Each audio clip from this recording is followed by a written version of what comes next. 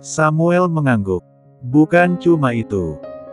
Kamu adalah seseorang yang bisa menyeimbangkan segalanya, baik di pekerjaan maupun di kehidupan kita. Kamu punya hati yang besar, dan aku merasa beruntung bisa menjadi bagian dari dunia yang kamu ciptakan. Sofia tertawa ringan, namun pipinya tampak merona. Ya, kedengarannya terlalu sempurna, Sam. Tapi terima kasih, itu membuatku bahagia. Samuel tersenyum, menggenggam tangan Sofia di atas meja. Aku hanya ingin kamu tahu betapa berharganya kamu buatku. Liburan ini memang indah, tapi kamu adalah alasan sebenarnya kenapa semuanya terasa berarti. Sofia membalas genggaman tangan Samuel, lalu mendekat dan mengecup pipi Samuel dengan penuh kasih. Aku pun merasakan hal yang sama, Sam. Terima kasih sudah jadi pasangan terbaik yang bisa kuminta. Dengan hati yang penuh rasa syukur, keduanya melanjutkan makan siang mereka. Ini cobain cumi bakarnya. Samuel meraih cumi ukuran besar. Sofia menutup mulutnya sambil menggeleng. Tidak. Udang asam pedas sudah lebih dari cukup, Sam, tolak Sofia. Tidak. Kamu harus makan yang banyak sebelum kita kembali ke negara Wakanda. Apa aku suapin? Tawar Samuel. Mau ya? Imbuhnya lagi dengan seekor cumi yang ia sodorkan kepada Sofia. Tiba-tiba, wajah Sofia menjadi aneh. Sofia merasa ada gelombang hebat di dalam perutnya. Perutnya seperti diobok-obok. Aku kenapa? Mabuk laut? Atau aku alergi seafood? Tapi hewan-hewan laut ini kan segar semua, pikir Sofia membatin. Samuel yang melihat gelagat aneh sang istri mulai tampak panik. Sofia, kenapa? Apa makanannya tidak cocok? Sofia tak menjawab, ia langsung berdiri sambil memegangi perutnya dan berlari ke arah pembatas ya. Samuel menyusul, jelas panik melihat istri tercintanya tiba-tiba seperti itu. Sophie, panggil Samuel. Huek. Sofia memuntahkan semua isi perut. Kamu nggak apa-apa? Tanya Samuel sambil memijat tengkuk istrinya. Sofia menyeka mulutnya, ia berbalik menatap Samuel. Nggak tahu, Sam. Perutku kembali. Sofia merasakan mual. Huek. Samuel kelimpungan, ia begitu panik. Kita kembali. Jangan dikeluarkan makananmu. Nanti kamu tidak ada tenaga. Samuel menenangkan. Sofia merespon hanya dengan gelengan kepala, ia tak sanggup menjawab. Samuel pun memutar tubuhnya berlari kecil ke arah meja dan mengambil segelas air, lalu kembali. Minum dulu. Setelah itu kita kembali dan pergi ke rumah sakit. Samuel menyodorkan gelas di genggamannya. Sofia dengan wajah meringis menerima gelas tersebut, meneguk isinya. Sam, aku sepertinya kurang enak badan. Apa aku masuk angin? Samuel mengelus pipi Sofia, memeluk dan mengusap punggung istrinya. Ayo kita ke dalam.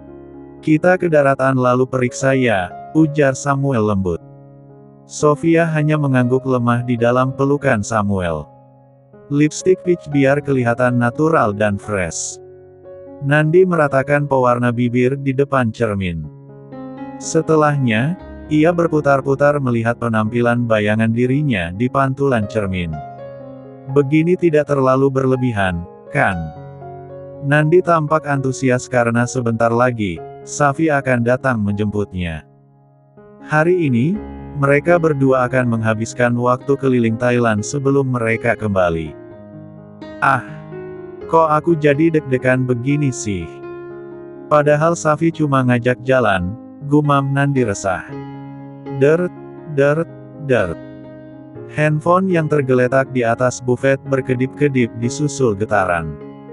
Nandi terkesiap, ia segera meraih benda pipi itu. Dedi memanggil. Setelah membaca siapa yang menelpon, Nandi mendesah pelan. Ah, Dedi selalu saja punya timing yang pas untuk merusak suasana. Akhirnya Nandi menggeser tombol hijau. Hello, Dad. Sapa Nandi. Dear, bagaimana keadaanmu di sana? Kenapa tidak pernah menghubungi Dedi? Apa kamu terlalu asyik dengan Samuel? Nandi terdiam, ia meminta asistennya tidak menceritakan situasi yang terjadi. Sekarang, Nandi harus bisa menjelaskan kepada kedua orang tuanya mengenai hubungannya dan Samuel. Ah, Dad, aku sebenarnya menolak perjodohan ini, ucap Nandi dengan hati-hati. Apa? Kamu serius? Bukannya kamu yang ngotot ingin menjalani hubungan dengan Samuel? Kenapa tiba-tiba berubah pikiran? Tanya ayahnya dengan nada terkejut dan sedikit kecewa. Nandi merintih pelan, mencari kata-kata yang tepat. Dad, awalnya aku pikir aku bisa menyesuaikan diri. Tapi semakin dekat dengan Samuel, aku merasa bahwa hubungan ini lebih didasari oleh tekanan dari semua pihak, bukan karena keinginanku sendiri. Aku ingin menjalani hidupku dengan pilihan sendiri. Ayahnya terdiam sejenak di telepon. Nandi, Dedi hanya ingin yang terbaik untukmu. Samuel adalah pria yang baik, dan keluarga kita sudah menjalin hubungan bisnis yang kuat dengan keluarganya. Nandi menahan napas, merasakan tekanan di dadanya. Aku tahu, Dad. Aku menghargai niat baikmu, tapi aku merasa seperti mengorbankan kebahagiaanku sendiri. Aku ingin menjalani hidup dengan orang yang benar-benar aku pilih, tanpa paksaan. Nandi berkilah, ia ingin masalah ini segera berakhir agar ia juga bisa melupakan Samuel. Setelah keheningan panjang, suara ayahnya terdengar sedikit lembut. Baiklah, Nandi. Dedi tidak akan memaksamu. Tapi Dedi harap kamu sudah mempertimbangkan semua risiko dari keputusan ini. Nandi tersenyum lega. Terima kasih, Dad. Aku janji tidak akan mengecewakanmu. Setelah menutup telepon, Nandi menatap dirinya di cermin. Huff. Semoga kedepannya tidak ada lagi masalah. Ding dong. Nandi terperangah dari lamunan kala mendengar bunyi bel di kamar hotelnya. Itu pasti Safi. Gegas, Nandi meraih tas kecil. Sebentar. Incoming. Seru Nandi. Samantha duduk di ruang jenguk kantor polisi sambil memeluk kotak makanan. Semoga Kak Revan suka dengan masakanku, gumam Samantha. Tak lama setelah itu, seorang pria menggunakan baju tahanan dengan wajah babak belur melangkah menghampiri tempat di mana Samantha duduk. Kak. Samantha berdiri, ia tersenyum melihat kehadiran Revan. Mesti wajah Revan sudah bengkak akibat siksaan. Wajah pria tersebut masih menunjukkan keangkuhan. Untuk apa kamu datang kemari? Mau menertawakanku? Cicit Revan, wajahnya tampak tak suka dengan kehadiran Samantha. Jangan berburuk sangka. Aku datang hanya ingin mengucapkan rasa terima kasih. Kalau bukan kamu yang menunjukkan jalan, mungkin aku akan kesasar di hutan, ucap Samantha. Wajah Revan masih saja dingin, saat itu, ia juga melarikan diri dari ruang bawah villa. Memanfaatkan kekacauan untuk berlari ke arah hutan. Tak disangka, ia bertemu dengan Samantha. Tapi pada akhirnya, ia menyerahkan diri. Daripada hidup menjadi buron dan dikejar-kejar hutang, ia lebih baik hidup tenang di penjara. Meski sering disiksa oleh sipir, setidaknya dia tidak membuat masalah lagi. Aku tidak pantas untuk mendapatkan terima kasihmu, Sam, ujar Revan, acuh tak acuh. Samantha tersenyum lembut, meletakkan kotak makanan di atas meja kecil di hadapannya. Kak, aku tidak bisa menghakimi orang lain buruk atau tidak. Yang aku tahu, setiap orang yang baik tentu memiliki masa lalu yang buruk. Setiap orang yang buruk, tentu punya masa depan yang baik. Aku datang karena aku seorang individu dan makhluk sosial yang memiliki hati, Kak. Tidak lebih, ujar Samantha. Cih. Revan berdecak, seumpama kata-kata itu hanya omong kosong. Pergilah. Aku tidak butuh kote memuakan seperti itu. Cetus Revan. Oke. Aku pamit. Tapi Kak, aku pernah membaca tulisan seorang filsuf yang mengatakan, kehidupan ini adalah serangkaian pilihan. Setiap langkah yang kita ambil mengubah arah hidup kita, baik ataupun buruk. Jadi, jika kakak merasa hidup ini tidak adil atau berat, itu adalah pilihan kakak untuk merubahnya menjadi lebih baik atau tetap seperti ini, ucap Samantha sambil menatap Revan penuh makna. Revan terdiam, wajahnya tak lagi menunjukkan keangkuhan. Kata-kata Samantha seakan menyusup ke dalam palung hatinya yang selama ini tertutup oleh rasa benci. Revan menundukkan kepala, menggenggam erat tangannya sendiri. Aku tahu aku salah, Sam, bisik Revan akhirnya. Tapi aku tidak tahu harus mulai dari mana untuk berubah. Samantha tersenyum lembut. Kakak sudah memulai, dengan mengakui kesalahan itu. Perubahan tidak harus besar, cukup satu langkah kecil, seperti menerima bantuan dan menyadari bahwa kakak tidak sendiri. Revan menatap Samantha dengan sorot mata yang jauh lebih tenang, sedikit lebih manusiawi dari sebelumnya.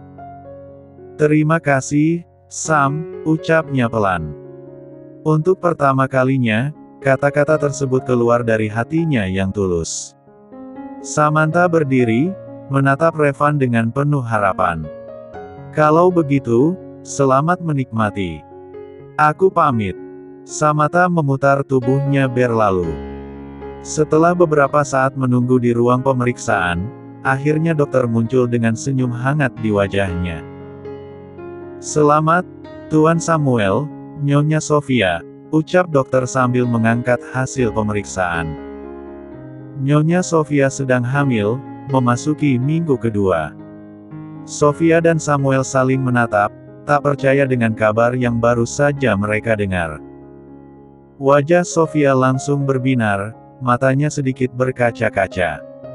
Sementara Samuel tampak terkejut, seketika kebahagiaan menjalar di dalam dirinya. Hamil. Benar, Dok? Sofia bertanya dengan suara gemetar. Dokter mengangguk dengan senyum lebar. Iya, Nyonya Sofia. Semua hasil pemeriksaan menunjukkan bahwa Anda positif hamil. Samuel langsung menggenggam tangan Sofia erat-erat, lalu mengecup punggung tangan Sofia dengan penuh kasih. Kamu dengar, sayang? Kita akan jadi orang tua. Katanya, hampir tak bisa menahan air matanya. Sofia tersenyum sambil membalas genggaman tangan Samuel. Aku tidak percaya. Ternyata kita benar-benar akan punya bayi, Sam. Samuel memeluk Sofia dengan penuh rasa syukur, lalu mengecup kening istrinya lembut. Ini anugerah terindah untuk kita, sayang. Terima kasih sudah kuat dan selalu di sisiku. Dokter yang melihat hal itu pun ikut tersenyum. Kandungan Nyonya Sofia masih sangat muda. Jangan sering-sering dijenguk. Kalau sudah memasuki usia 13 minggu baru bisa melakukan HB, ya. Apalagi saat dekat-dekat kelahiran. Itu memang harus sering ditengok. Untuk saat ini masih sangat rentan, kata dokter.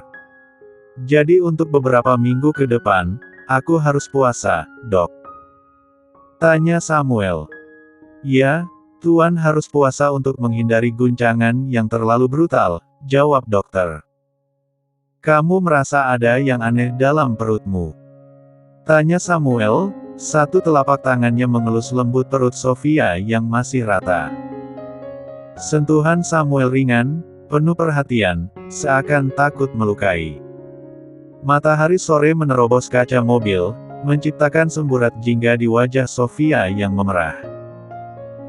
Bukan karena panas, tapi karena sentuhan Samuel yang membuatnya merasa hangat dan geli. Dalam mobil menuju ke villa, Samuel terus mengelus perut Sofia sesekali. Sofia sendiri terdiam, menikmati kehangatan telapak tangan suaminya. Sofia merasa lebih dapat mengontrol rasa mualnya ketika tangan Samuel sejak tadi berada di perut. "Sam, aneh sekali," Sofia berbisik, suaranya pelan namun syarat rasa kagum. "Saat tanganmu di sini, rasanya. Rasa mualku jadi sedikit berkurang." Samuel tersenyum, matanya memancarkan kelembutan. "Mungkin bayi kita sudah kenal ayahnya, ya?" Gurau Samuel dengan nada lembut, sementara matanya tak lepas menatap Sofia yang terpejam menikmati kehangatan sentuhannya. Sofia membuka matanya, menatap Samuel penuh kasih. "Kalau begitu, teruslah di sini, Sam. Tetap bersamaku seperti ini," ucapnya sambil menggenggam tangan suaminya erat. Samuel mengangguk, menenangkan Sofia dengan elusan lembut. "Selalu, sayang. Aku akan selalu ada di sini," katanya dengan suara tenang, menguatkan hati Sofia. "Tolong jaga ginjalmu, kesehatanmu. Semoga calon bayi kita tetap kuat dan tetap sehat. Aku takut." Samuel menoleh, melihat mata terpejam Sofia di sudutnya mengeluarkan air mata. "Hei, Beb, kenapa menangis? Aku masih di sini. Tidak akan ada yang terjadi selama aku cuci darah, sayang. Ingat kata dokter, kamu tidak boleh stres dan banyak pikiran," kata Samuel lembut, berusaha menenangkan Sofia yang tampak cemas. Sofia menggigit bibirnya, berusaha menahan tangisnya. "Aku hanya merasa khawatir, Sam.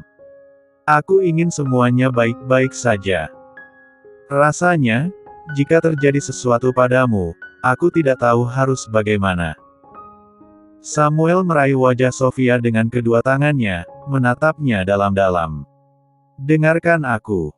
Aku akan berjuang sekuat tenaga untuk kita. Kita akan melalui ini bersama, dan aku berjanji akan selalu menjaga diriku, demi kamu dan calon bayi kita." Sofia mengangguk, berusaha mempercayai kata-kata suaminya. "Aku hanya ingin kamu sehat dan selalu ada bersamaku," ucapnya, suaranya bergetar. "Aku akan baik-baik saja," Samuel meyakinkan, senyumnya penuh harapan. "Setiap kali kamu merasa cemas, ingatlah betapa kita sudah melewati banyak hal bersama. Ini hanya satu tantangan lagi yang akan kita hadapi.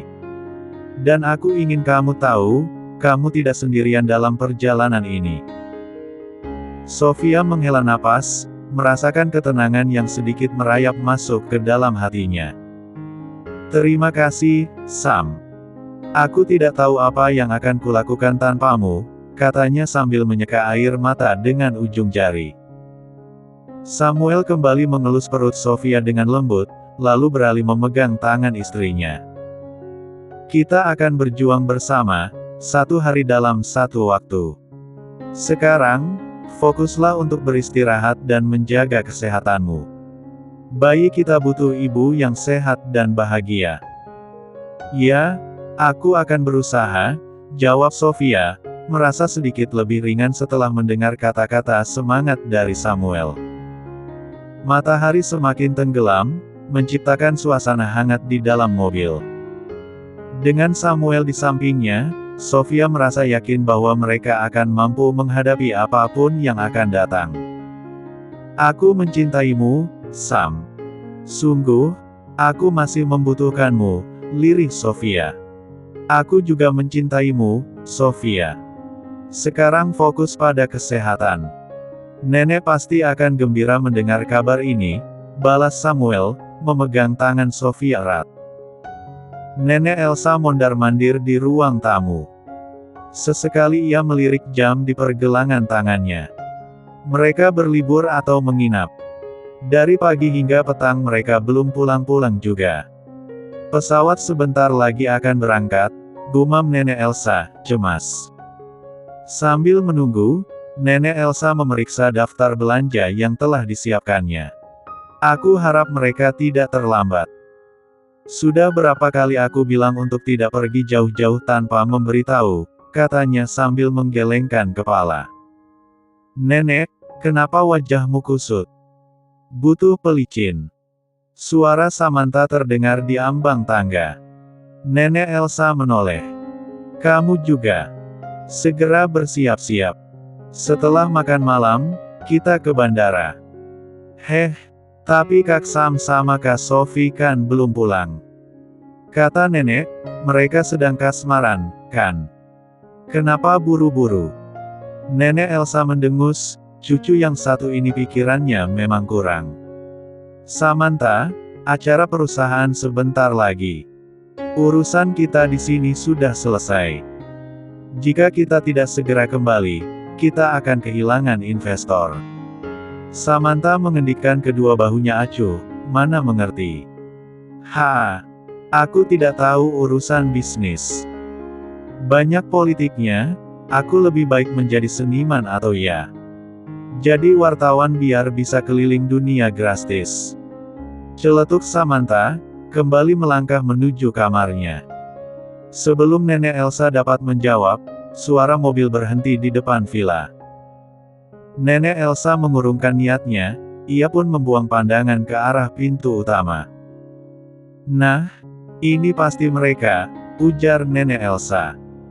Tak lama setelahnya, Samuel muncul di ambang pintu sambil menuntun Sofia. Nenek Elsa yang melihat kehadiran mereka pun berdecak kesal.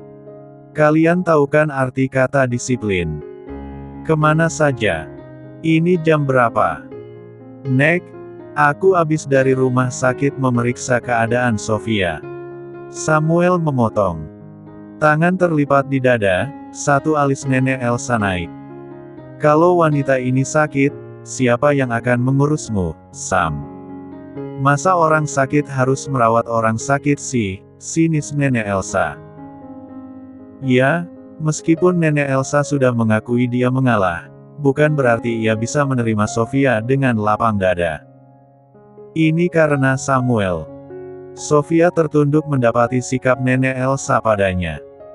Tapi saat ini, kondisinya benar-benar lemah untuk meladeni kokot Nenek Elsa. Nek, Sofia bukan sakit. Tapi Sofia sedang mengandung anakku, ucap Samuel. Hah? Nenek Elsa membelalak, terkejut. Jadi Sofia hamil? Tanya Nenek Elsa memastikan. Dengan senyum yang terpatri di bibirnya, Samuel mengangguk. Jelas kebahagiaan terpancar di wajah rupawan Samuel. Iya, Nek. Nenek akan segera punya cucu. Ini kan yang nenek inginkan. Sofia akan melahirkan generasi Zephyr. Seru Samuel bersemangat. Cih. Nenek Elsa berdecih, seakan mengejek. Sam, nenek akan bangga jika yang mengandung anakmu itu adalah Nandi. Wanita ini jelas hanya perempuan dari seorang penipu. Cibir Nenek Elsa. Samuel mengepalkan kedua rahangnya. Nek,